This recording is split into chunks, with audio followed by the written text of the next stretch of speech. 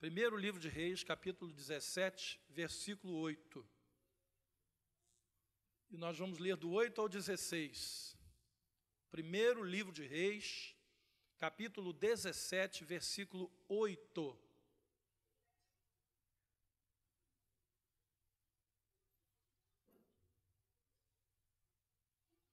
Primeiro Reis 17, verso 8.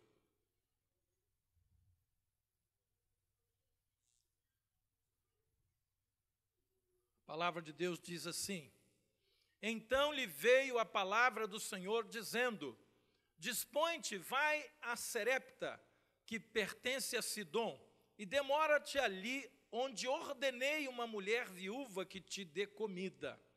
Então ele se levantou e se foi a Sarepta.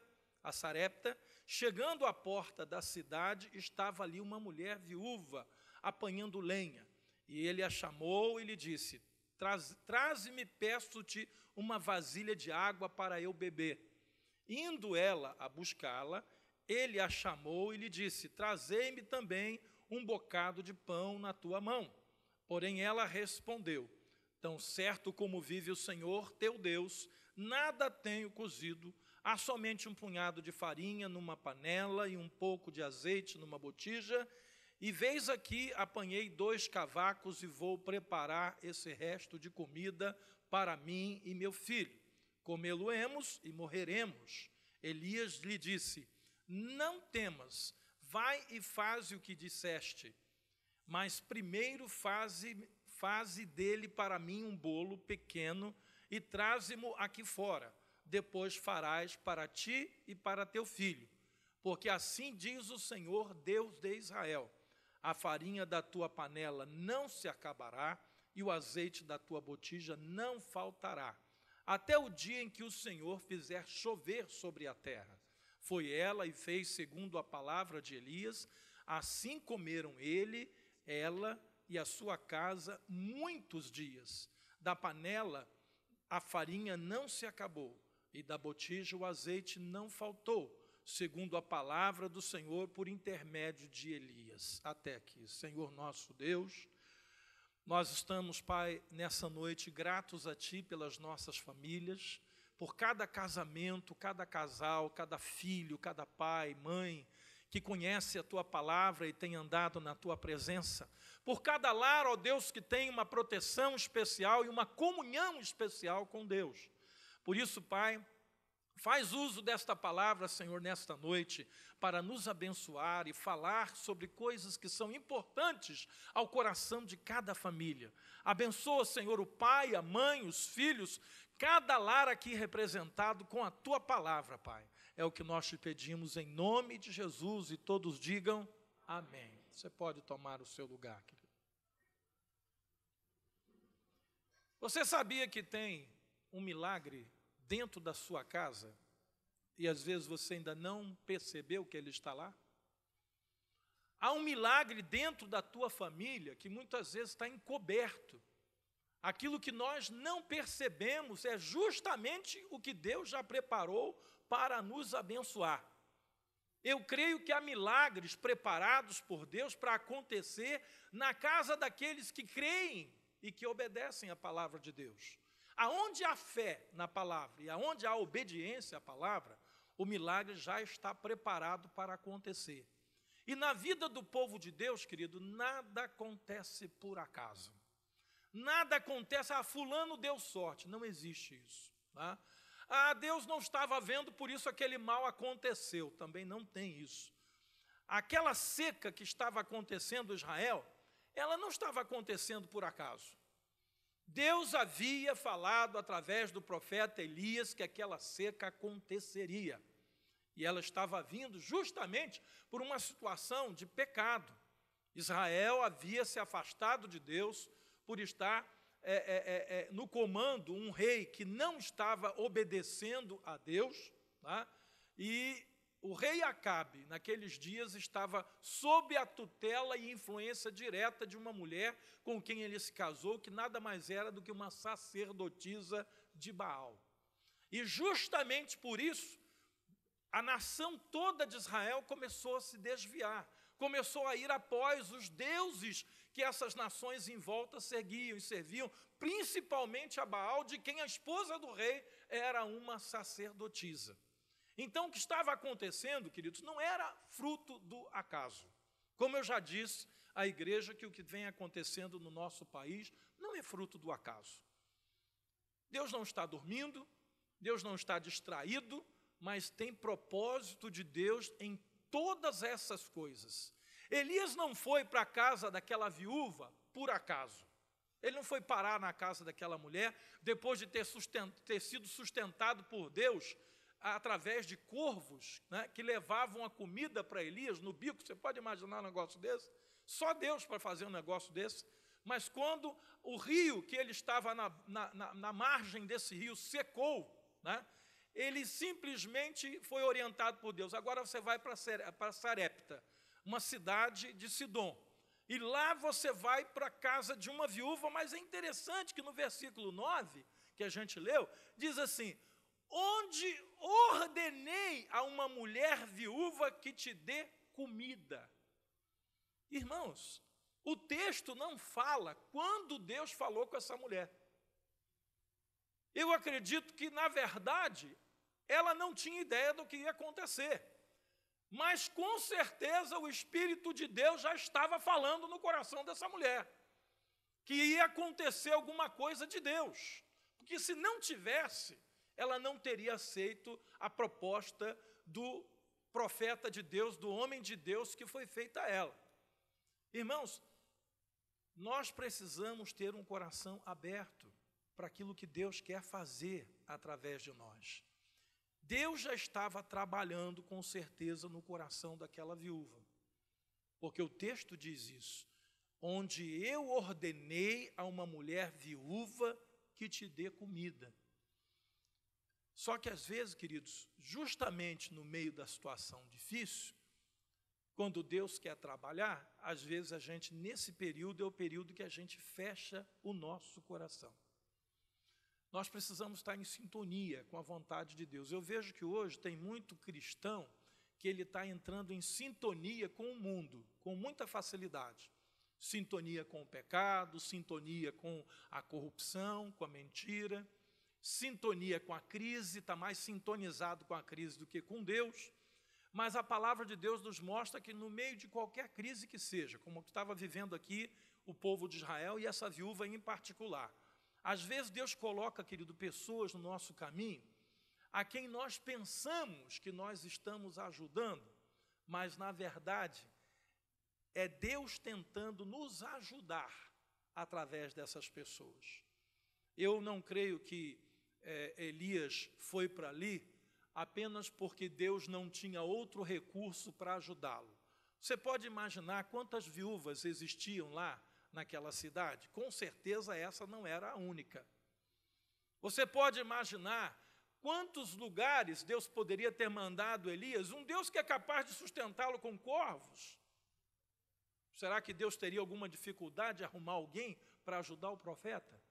Mas eu acredito que aquela mulher, ela estava clamando a Deus por uma solução, dizendo: Senhor, Tu sabes que eu estou chegando no fim das minhas forças, eu não tenho mais como sustentar o meu filho, eu estou vendo que nós vamos ser acometidos pela morte através da fome, mas eu creio que Tu és um Deus da provisão, e eu vou lá catar esses últimos cavacos que tem de madeira para fazer com essa lenha um foguinho, para com esse foguinho poder cozinhar a última partida que eu tenho de farinha com azeite.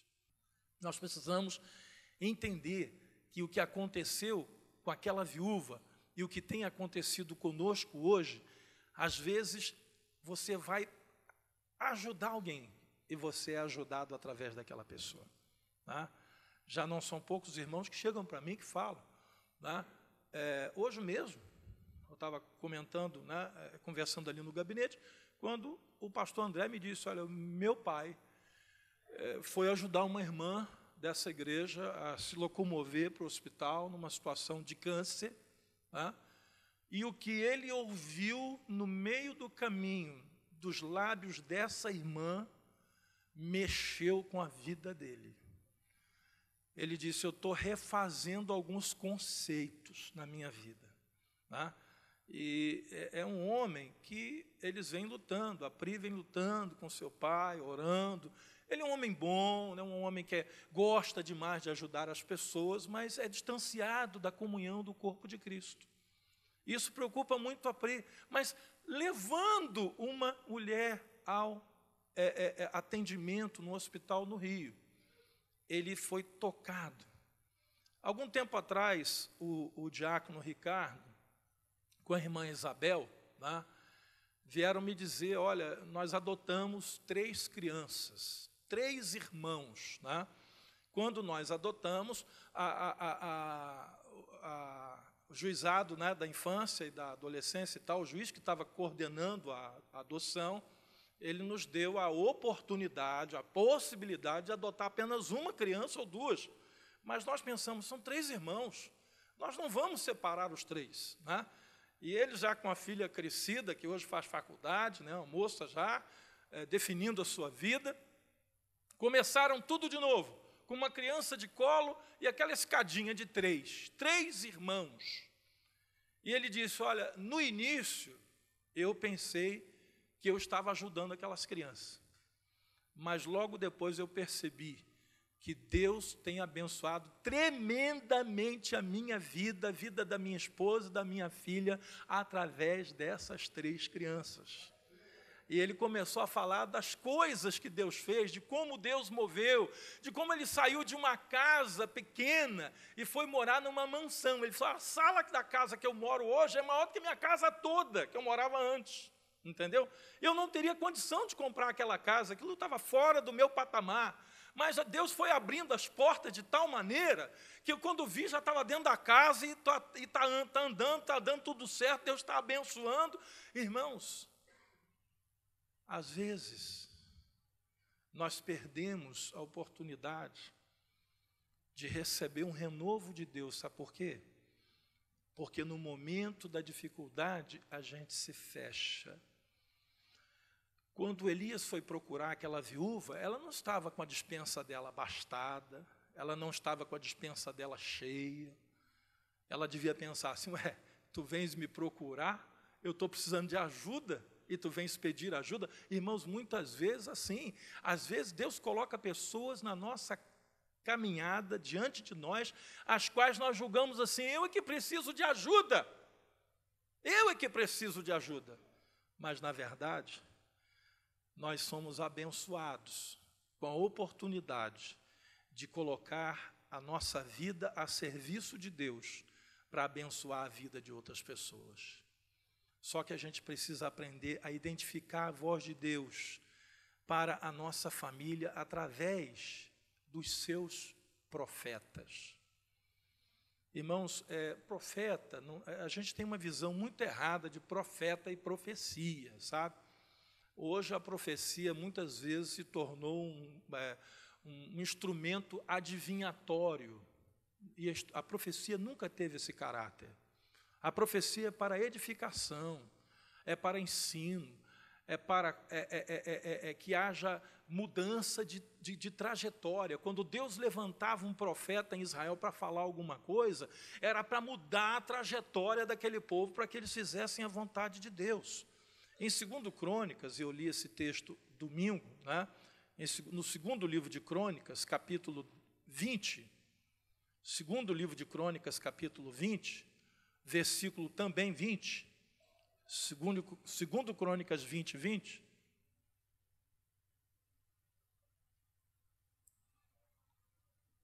uma experiência vivida por Josafá, né, rei de Israel, e ele, sitiado ali por 2 exércitos, o de Moabe e o de Amon, ele não tinha como vencer aqueles exércitos, mas Deus falou com ele o que iria acontecer e deu-lhe uma estratégia para aquela batalha.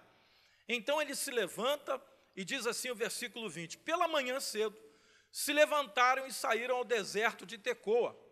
Ao saírem eles, pôs-se Josafá em pé e disse, ouvi-me, ó Judá, e vós, moradores de Jerusalém, crede no Senhor vosso Deus, e estareis o quê? Crede nos seus profetas e... Então aqui tem um segredo. Aqui tem uma fórmula que Deus deu. Quando nós cremos em Deus e obedecemos a palavra de Deus, nós estamos atraindo segurança sobre a nossa vida. Porque a palavra de Deus nos dá segurança, ela nos dá balizamento, ela nos dá limites. E esses limites, muitas vezes, são necessários para que, além do limite, a gente não caia no abismo. Aonde tem um abismo, a gente tem que colocar um limite. Essa semana mesmo, estamos lá conversando com o pessoal que está fazendo a obra lá do templo na Estância, que vai ser usado dia 14 e 15 agora para o Congresso de Casais. 91 casais já estão inscritos para estarem lá. E aquele patamar, tem um patamar de uma escada lá que sai do bambuzal, vai para cima, estava sem nenhum corrimão, sem nada. A gente que é mais jovem, né, a gente sobe ali, tranquilo, desce, mas aí alguém lembrou, olha, no meio desses casais tem irmãos que são idosos, vão subir essa escada aqui. Dá uma desequilibrada na subida, na descida, sem corrimão, né, vai parar lá embaixo. Não da maneira certa, da maneira errada, né, e muito rápida, por sinal. Então, precisamos botar um corrimão aqui. Graças a Deus, já está instalado lá o corrimão, já foi soldado, está tudo no lugar. Mas isso me lembra o quê? Que quando a gente tem um precipício, a palavra de Deus nos impõe limites para que a gente tenha segurança. Agora, quando se quer falar de prosperidade, aí tem que acreditar no profeta, não tem jeito. Eu fiquei pensando, quando eu li esse texto, Deus não podia ter dito assim, crede no Senhor vosso Deus, e estareis seguros e sereis prósperos. Não, ele separou. Quando a gente crê em Deus, na palavra de Deus, a gente atrai segurança. Agora, se a gente quer prosperidade, nós precisamos acreditar nos profetas que Deus levanta. Nos homens a quem Deus levanta, nas mulheres a quem Deus levanta para falar e dar avisos à igreja. E não é aquela profetada, irmãos, de o Senhor está falando isso, está falando aquilo, e na verdade Deus não falou nada, porque muitas vezes determinadas profecias não se cumprem. Por quê? Porque não foi Deus que falou. Foi da boca para fora. Mas quando um homem de Deus é levantado para dar um aviso à igreja, como eu dei domingo agora, irmãos, eu estou com essa palavra há meses no coração, pedindo a Deus, Senhor, o momento certo para falar, o momento certo para compartilhar com a igreja. E eu venho orando a Deus. Por quê, queridos? Porque as famílias estão sendo assoladas. E nós precisamos ouvir a voz de Deus se nós queremos prosperar. É possível prosperar no meio da crise? Sim. Essa viúva prosperou, porque ela ia morrer com seu filho. Mas foi necessário que ela acreditasse na palavra do profeta. Porque se ela não acreditasse, realmente ela teria morrido ali, juntamente com o seu filho. Às vezes, querido, obedecer à voz de Deus é complicado, né? Obedecer a palavra de Deus, às vezes, quando ela é pregada pelo homem de Deus, parece uma coisa muito difícil. Mas não tem outro jeito. Se aquela viúva não obedecesse, a gente volta lá para 1 Reis 17. No versículo do número 13 e 14, diz assim, Elias disse, não temas, porque ele sabia que o que ele ia pedir não era coisa pouca. Vai e faze o que disseste. Primeiro faze dele para mim um bolo pequeno e traze-mo aqui fora. Depois farás para ti mesma e para o teu filho. Porque assim diz o Senhor Deus de Israel, a farinha da tua panela não se acabará, e o azeite da tua botija não faltará, até o dia em que o Senhor fizer chover sobre a terra. Ou seja, enquanto houver seca, vocês estão garantidos. Aquela mulher podia chegar lá dentro e dizer assim, pô, esse cara é louco, só tem aqui um pouquinho para mim e para o meu filho. Eu vou não fazer nada para ele, não. Eu vou comer aqui com o meu filho, ele fica lá fora, eu não conheço esse homem, não sei de onde ele veio. Irmãos, acreditar na palavra de um homem que ela nunca viu. Acreditar na palavra de um homem que ela não sabia quem era, talvez ela tivesse ouvido falar, porque Elias não era pequena coisa não, ele era conhecido em Israel. Queridos, é muito difícil crer quando Deus nos pede alguma coisa que parece difícil de fazer. Mas se a gente não fizer, nós não vamos prosperar. Quando Naamã procurou o profeta e estava ele enfermo com lepra, o profeta diz: olha, vai lá no Rio Jordão, banha-te 7 vezes. Depois da 7ª vez você vai ficar curado. Ele ficou indignado. Esse cara é quem que ele está pensando? Com quem que ele está falando? Ele está falando com um general, cheio de condecorações, porque a palavra de Deus diz que ele era herói de guerra. Ele está falando com uma autoridade. Nem sequer ele se dignificou a sair da sua casa para falar comigo. Mandou recado através do seu auxiliar.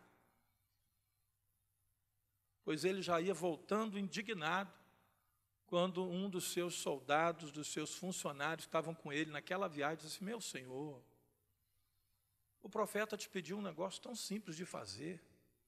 Irmãos, às vezes o simples a gente não quer fazer. E se pediu difícil, então, como foi o caso daquela viúva, aí complica. Mas obedecer, querido, é melhor do que sacrificar. Naamã, do alto de sua posição social, rico, famoso, ele se curvou, foi lá no Rio Jordão, barrento. Eu tive lá, o Rio Jordão é barrento, não é? Irmão, o Rio Jordão parece um valão. Você quer saber? O melhor ponto dele foi o ponto onde eu fui, onde são realizados os batismos. É a parte larga do rio. Eles fizeram um trabalho ali de contenção para a água poder ficar contida e aí ter um local para batismo. Fizeram uma obra, né? Mas se você for no Rio Jordão, como eu fui, um pouco depois desse espaço, você descobre que é um valão. Foi isso aqui é o Rio Jordão? É. Esse valão aí? É, isso aí. É o Jordão. O próprio Naamã disse: na minha terra, eu tenho rios muito melhores do que esse. Abana e Farfar são 2 rios, poxa, de água cristalina. Eu vou me banhar nesse valão? Pois foi naquele valão que, quando ele mergulhou a 7ª vez, ele foi curado. Irmãos, nós temos dificuldade com obedecer. Nós devemos sempre nos lembrar, querido, que a bênção do Senhor está ligada à atitude de obediência. No versículo 15 e 16 a seguir, diz assim: foi ela e fez segundo a palavra de Elias. Assim comeram ele, ela e a sua casa muitos dias. Da panela a farinha não se acabou, e da botija o azeite não faltou, segundo a palavra do Senhor, por intermédio de Elias. Aí você entende como é importante a obediência? Você entende por que Deus disse: crede nos seus profetas e prosperareis? Mas para crer, queridos, e obedecer ao Senhor, nós devemos lembrar que isso não nos isenta das lutas. Eu tenho andado, Senhor, em obediência à Tua palavra. Por que eu estou passando por essa luta, por esse problema? Irmãos, existe um ditado popular, né, que uma desgraça nunca vem desacompanhada, né? Ela sempre vem acompanhada de outra. Mas a palavra de Deus diz também que um abismo chama outro abismo. Muitas vezes nós escolhemos circunstâncias na nossa vida que são frutos de pecado. Às vezes não é fruto de pecado, às vezes é fruto de uma coisa que Deus quer fazer.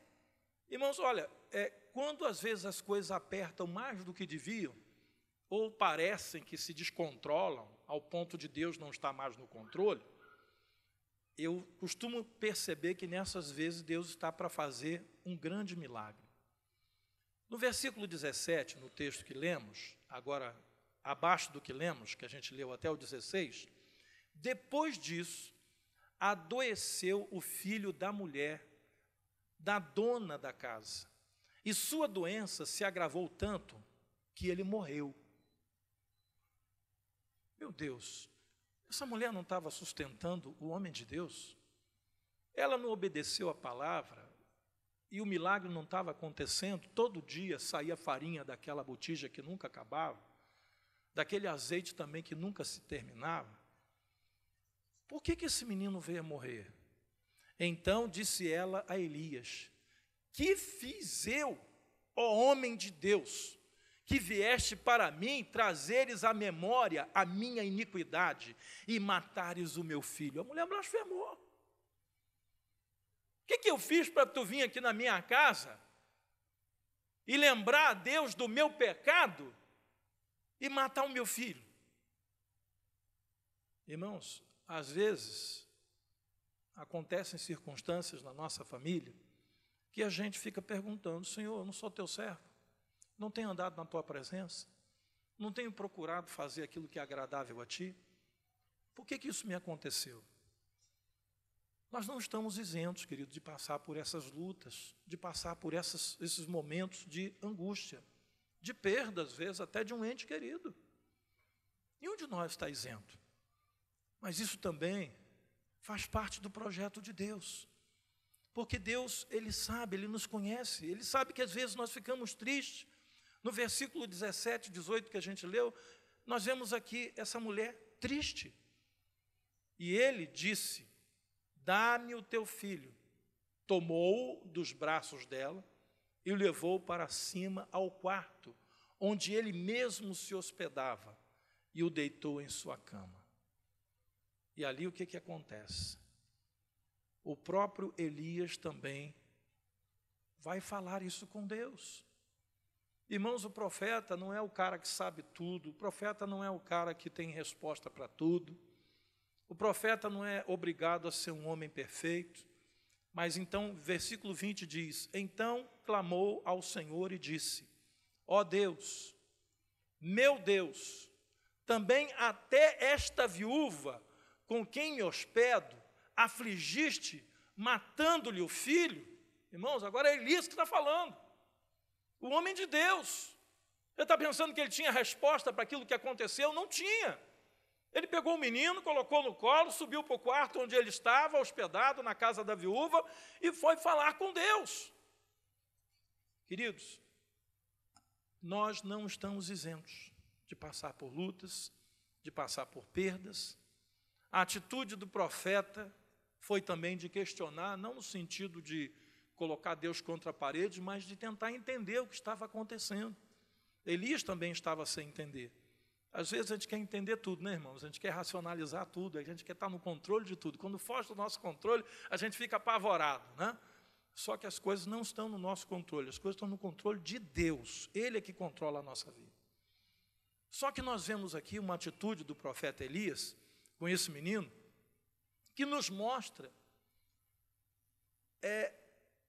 que quando alguém está morto, ou até quase morrendo, é necessário que nós nos aproximemos bem de perto para ajudar essa pessoa. Às vezes a gente quer ajudar à distância, às vezes a gente quer ajudar com a frieza de um Deus te abençoe pelo WhatsApp. Hoje a gente vive muito assim, né?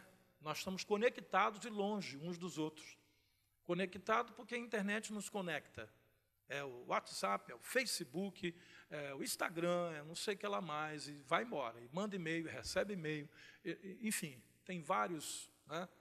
Só que nós estamos, queridos, cada vez mais frios quando a situação exige uma proximidade.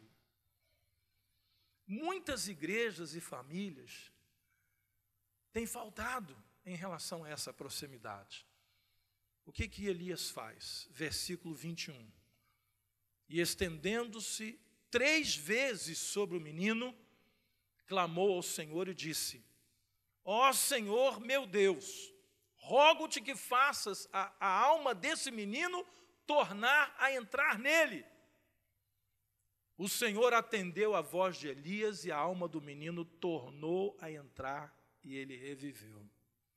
Ele deitou. O corpo do menino já estava frio, já estava passando por aquele processo de rigidez cadavélica, quando ele colocou o menino deitado na sua cama e com o seu próprio corpo ele aqueceu a vida daquele menino. Como igreja, irmãos, eu tenho dito isso, a gente tem que aprender se doar mais, aproximarmos-nos mais uns dos outros, e como família também, porque muitas vezes os pais não sabem o que está acontecendo no coração dos filhos, os filhos não sabem o que está acontecendo no coração dos pais, há um distanciamento na família, e às vezes no momento de crise, Deus usa essa crise para aproximar pais e filhos, para aproximar marido e esposa, porque parece que é quando alguém morre, ou está morrendo, ou tem perigo de morrer, parece que as coisas começam a mudar segundo o padrão de Deus na nossa vida. Elias, o profeta, ele deitou sobre o menino, e não apenas uma vez, mas ele deitou 3 vezes. Né? Isso nos mostra uma outra coisa, que além da proximidade, quando Deus quer nos usar para salvar a vida de alguém, Deus manda persistir. Ah, não, já fui lá, já falei, já convidei, já dei uma palavra, já avisei, já profetizei, pronto. Não, irmão. Às vezes Deus insiste conosco e fala assim, volta lá de novo. Fala de novo. Fala mais uma vez. Senhor, quantas vezes tem que perdoar alguém que pecou contra mim? 7 vezes? Não, 70 vezes 7. Nós queremos, queridos, um milagre que seja à distância.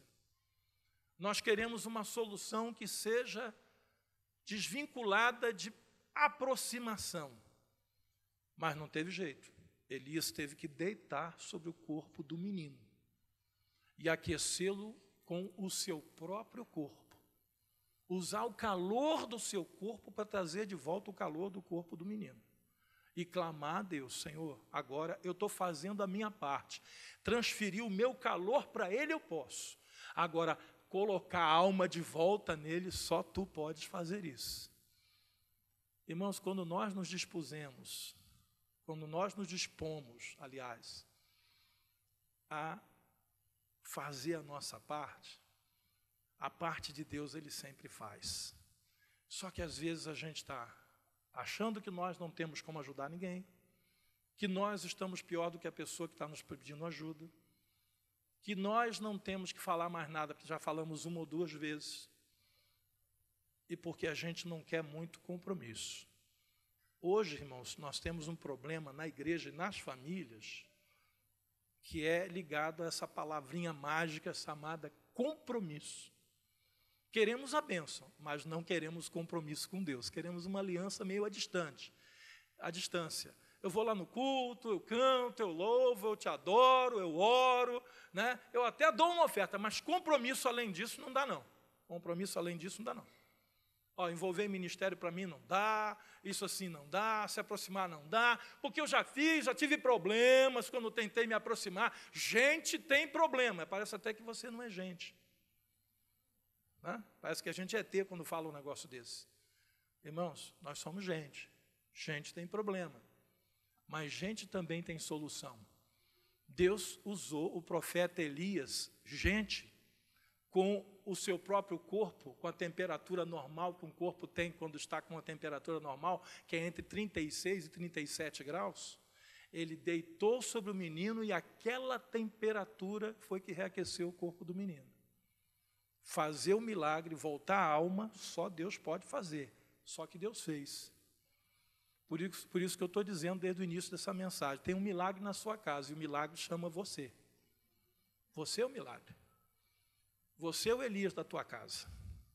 Você é o homem que Deus quer usar, a mulher que Deus quer usar.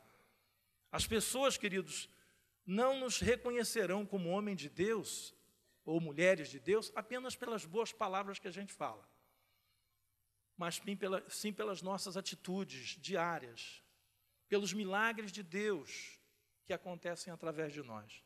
Eu quero chamar a sua atenção para o texto que a gente leu aí de 1 Reis, nos 2 últimos versículos do capítulo 17, o versículo 23 e o versículo 24. Olha que coisa interessante aqui. Elias tomou o menino e o trouxe do quarto à casa, e o deu à sua mãe, e lhe disse: vê, o teu filho vive. Então a mulher disse a Elias: nisto conheço agora que tu és homem de Deus, e que a palavra do Senhor na tua boca é verdade. Queridos,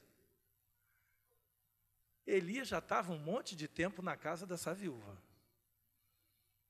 Todo dia ela tirava a farinha de uma botija que nunca acabava. Todo dia ela ia lá, tirava azeite de uma vasilha que também não acabava. Ela estava comendo todo dia de uma farinha que misteriosamente não acabava e de um azeite que não acabava. Pela palavra do profeta Elias. E agora ela diz, agora eu reconheço que tu és o... Ué, agora? É, irmão, agora. Porque agora ela viu que esse homem que estava na sua casa, que lhe deu aquela palavra, não era um instrumento de Deus apenas para fazer com que eles se alimentassem diariamente, mas era um instrumento de Deus para a cura e para a ressurreição. Tem muita gente que conhece a gente como crente, conhece a gente como servo de Deus, mas Deus quer que essas pessoas conheçam a você e a mim como verdadeiros homens e mulheres de Deus. Sabe como? Quando Deus começa a realizar milagre através da nossa vida. Ah, mas isso aí é coisa do profeta Elias. Não. Tiago disse que Elias era homem semelhante a nós, sujeito às mesmas fraquezas, sujeito aos mesmos temores. Tanto era que ele fugiu para salvar a sua vida, porque ele estava com medo de Jezabel. Ele tinha medo, ele tinha dúvida. Ele foi lá e orou e disse, Senhor, o que é isso? Eu venho para cá, para a casa dessa viúva, agora tu mata o filho dela, o que está acontecendo? Ele estava com dúvida. Mas Elias se aproximou do corpo daquele menino e se dispôs a aquecê-lo com o seu próprio corpo. Ou seja, era um homem que fazia tudo que estava ao seu alcance e deixava Deus fazer a parte dele. Irmãos, tem um milagre dentro da nossa casa. E esse milagre passa pela nossa vida. Pela esposa sábia que edifica o marido, pelo marido que ama a esposa como Cristo ama a igreja, pelos filhos que obedecem aos pais no Senhor e que os têm como verdadeiros profetas de Deus na sua vida. Embora aquela viúva estivesse comendo diariamente daquele azeite, irmãos, daquele pão, daquela farinha que não acabava, mas agora é diferente. Agora, da boca do profeta, sair uma palavra de profecia que acabaria com a seca da sua alma. Porque havia uma seca na alma daquela viúva que foi exterminada quando o seu filho reviveu. E eu creio que Deus quer realizar milagres também na nossa casa. Às vezes a gente crê tanto na palavra, mas a gente não se propõe a ser o instrumento do milagre, o canal do milagre. E eu quero nessa noite orar para que você seja o canal do milagre na sua casa. A gente sempre acha que Deus vai usar alguém. Ah, não, Deus vai usar alguém. Deus vai usar uma palavra de alguém, Deus vai... Não, querido, esse alguém tem nome. E esse alguém é você. E é por isso que eu quero, nessa noite, terminar essa palavra, orando para que o milagre que está faltando, que está precisando, que está necessitando a sua casa, que Deus use a sua vida para restaurar e para fazer esse milagre. Que você seja o Elias dentro do teu lar. Ah, pastor, lá em casa eu sou a última voz, ninguém me ouve. Lá em casa, olha, é melhor nem falar, porque quando eu abro a minha boca dá problema. Você não vai falar, você vai fazer. Você vai deitar sobre o defunto. E com o teu próprio corpo, você vai ressuscitá-lo. Através do milagre que Deus vai fazer, não com as suas palavras, mas com a sua atitude. Eu já preguei uma mensagem, uma certa vez, sobre atitudes que conduzem ao milagre. A gente fica esperando Deus fazer. Não, Elias não esperou. Ele deitou sobre o corpo do menino e disse, Senhor, agora torna a alma para ele, porque a minha parte eu estou fazendo. O sangue já estava esfriando e com certeza entrando em coagulação nas veias daquele menino, quando ele o reaqueceu e o sangue novamente voltou a ficar no estado líquido. E aí o coração começou a bombear. Eu vejo, irmãos, que muitas vezes o que falta é a disponibilidade para a gente ser um canal de bênção e para Deus realizar um milagre na nossa casa. Quem nessa noite está precisando de um milagre na sua casa, em alguma área, eu queria que você se levantasse para dizer: Senhor, me usa como Elias. Eu quero ser o canal do milagre na minha casa. Eu queria que você ficasse de pé e lembrasse nessa noite de algo que você quer diante de Deus como um milagre na sua casa. Eu não sei se talvez o milagre é sobre o teu casamento que está acabando, é sobre um filho ou sobre uma filha que tem te preocupado muito. Talvez seja uma enfermidade que já tenha tido um laudo médico não muito favorável. Uma situação que você diz: Senhor, eu não sei como fazer. Talvez o milagre seja um momento que você está passando de escassez por causa de um desemprego, por causa de uma situação que não é do teu querer, não foi você que cavou isso, mas simplesmente veio. A seca veio sobre aquela viúva, ela não tinha culpa de nada, mas era algo que Deus estava fazendo em todo Israel. Assim como hoje nós somos às vezes pegos por situações que fogem ao nosso controle e nós não podemos nem saber por que aquilo está acontecendo, mas sabemos que tudo que vem das mãos de Deus pode se transformar em bênçãos na nossa vida. E é por isso que hoje nós estamos aqui, crendo no milagre de Deus na nossa casa. Quem tem hoje um pedido a Deus de um milagre na sua casa? Eu queria que você levantasse a sua mão, mas a outra você vai colocar no seu coração, como que dizendo: Senhor, se Elias pôde ser usado por Ti, eu também posso ser usado por Ti. Se Elias também pôde ser um canal do milagre, por que eu não posso ser um canal do milagre na minha família? Senhor, eu oro a Ti, Senhor, com os Teus servos. A Tua palavra, ela não está aqui apenas para encher as páginas da Bíblia. Essas palavras estão aqui porque foram reveladas a nós através do Espírito de Deus, para que hoje nós pudéssemos caminhar segundo a vontade do nosso Deus. E é por isso, ó Deus, que erguendo as nossas mãos, nós nos colocamos na Tua presença, dizendo: Senhor, eis-me aqui, envia-me a mim. Assim como Elias, assim como Isaías disse isso para Ti, Senhor. Pai querido, que possa começar a haver mudança dentro do lar, mudança na família, Senhor. Mudança nas condutas, mudança, ó Deus, nas situações que hoje assolam as famílias no nosso país, a começar pelas nossas famílias, Pai. Pai querido, nós oramos e Te pedimos que o milagre esteja pronto a acontecer dentro da nossa casa. Se o inimigo está tentando instalar ali a morte, que a vida que há em Cristo Jesus possa se instalar com muito mais força e autoridade, porque vencida foi a morte na cruz do Calvário, ela não tem mais como vencer a vida. Por isso, Pai, nós declaramos a bênção, o milagre acontecendo na casa dos Teus filhos e filhas, Senhor, segundo a Tua palavra, como realizaste na vida de Elias. Aqui eu vejo cada homem, cada mulher como Elias dos nossos dias, capaz de realizar milagres dentro da sua própria casa. Usa, Senhor, cada marido, cada esposa, cada pai, cada mãe. Usa até mesmo o filho e a filha na vida dos seus pais. Usa, Senhor, para que essas vidas sejam transformadas. E aquilo que vem do coração de Deus esteja acontecendo no coração desses homens e dessas mulheres. Oh Deus amado, abre as portas do céu, não somente para a farinha e para o azeite, mas abre a porta do céu para que o Teu Espírito Santo habite em nossos corações. Abre as comportas do céu, Pai, para que a vida e vida com abundância seja ministrada na nossa casa. O diabo não terá lugar, o inimigo não terá vez, porque na nossa vida está estabelecida a vontade e a casa do Senhor. Aleluia! Oh, Pai querido, eu creio, Senhor, que nessa noite das famílias, noite em que estaremos orando por cada casal que faz mais um ano de vida conjugal, nós queremos ver, Pai, um milagre acontecendo nessas casas.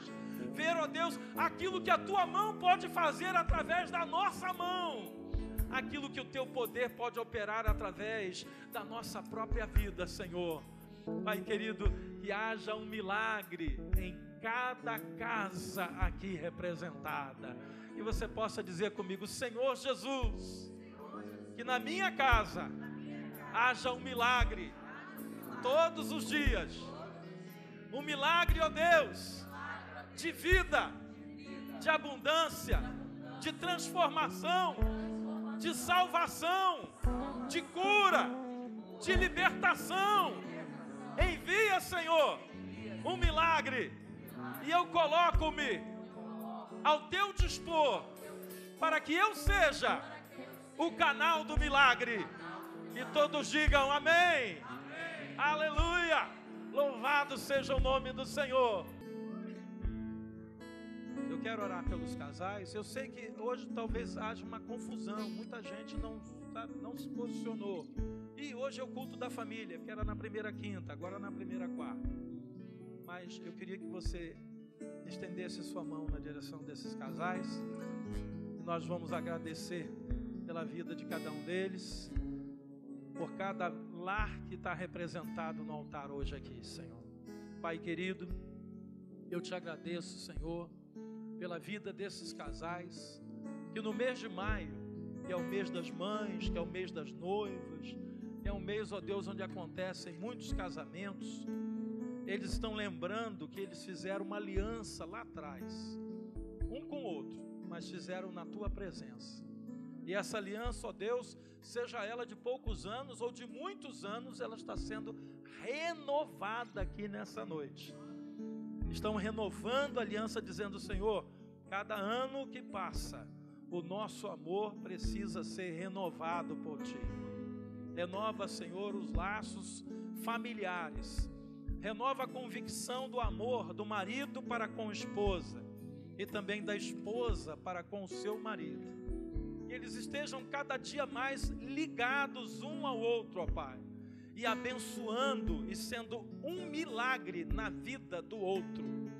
Nós pedimos, Pai, pelos filhos e netos que estão representados aqui na vida desses casais, que possam olhar para eles, para os seus pais, para os seus avós e dizer: eis aí um exemplo que eu quero seguir, de vida com Deus, de comunhão com Deus, de estrutura familiar, que eles possam abençoar a vida dos seus sucessores, a vida da sua descendência, ó Pai, através do testemunho que eles dão como casal. Pai, nós oramos e te agradecemos, louvamos o teu nome pela vida dessas famílias, em nome do Senhor Jesus. E todos digam amém e amém. E Deus abençoe. Estamos no começo do mês, tem um mês inteiro pela frente, hoje é só dia 4, né? Que vocês celebrem, que vocês falem do dia que vocês se casaram para os seus filhos, e vocês já têm talvez netos, né? Vocês possam dizer: olha, nós somos renovados na nossa aliança. Se vocês querem servir a Jesus, olhem para nós. Aí tem mania de mandar olhar para os outros, né? Olhem para mim, para que a minha vida seja um instrumento de bênção. Cada um desses casais, em nome do Senhor Jesus, tá? Quero apertar. Seu marido não veio, é o que eu falo, a esposa vem. E se você está aqui, ele está na bênção, tá? Deus abençoe, querido. Deus abençoe, filho. Deus abençoe. Deus abençoe, querido. Amém. Deus abençoe, filho. Deus abençoe. Guto, Deus abençoe. Abençoe, querido. Queridos, ainda com os casais aqui, eu queria que você estendesse a mão nos pedidos de oração que estão aqui. Eu quero chamar os pastores, vem aqui na frente mesmo, aqui mesmo na frente, para facilitar, né? Estendo a mão. E vamos orar. Senhor nosso Deus, Pai querido, nós estamos vendo aqui pedaços de papel, mas Tu não olhas para pedaços de papel. Tu estás vendo as vidas que estão representadas aqui, Senhor, e as necessidades que cada um está apresentando diante de Ti. Algumas pessoas aqui, Pai, com problemas seríssimos e necessitam de milagres, de restauração, de cura, de renovação e de transformação de vidas. Por isso, Pai, nós Te pedimos, Senhor, alcança essas pessoas. Não fique ninguém aqui, ó Deus, sem resposta mas que cada um, ó Deus, possa receber o milagre de Deus na sua vida e na sua casa. Eu creio, Senhor, em milagres. Eu creio que Tu operas lá no meio da nossa impossibilidade e que nenhuma dessas vidas ficará fora do Teu alcance. É o que nós declaramos em nome do Senhor Jesus. Amém, Senhor, e amém. Aleluia. Pai querido, obrigado por essa primeira quarta-feira. Nós estamos mudando um pouco, ó Deus, a nossa rotina, mas creio que vai ser tremendamente abençoador para nós estarmos aqui às quartas-feiras unidos como igreja. Pai querido, toca no coração daqueles que não vieram hoje, para que na quarta-feira estejam conosco aqui, e que nós tenhamos, ó Deus, o povo de Deus no meio da semana vindo à casa do Senhor. Abençoe a todas as famílias, os casais, ó Deus, que estão aniversariando, que não estiveram hoje aqui. Abençoe cada um deles, ó Deus. Visita-os com a Tua palavra, é o que nós te pedimos em nome de Jesus. Amém e amém. Antes de sair, dê um abraço no teu irmão e diga: bem-aventurada seja a tua casa, bendita seja a tua família.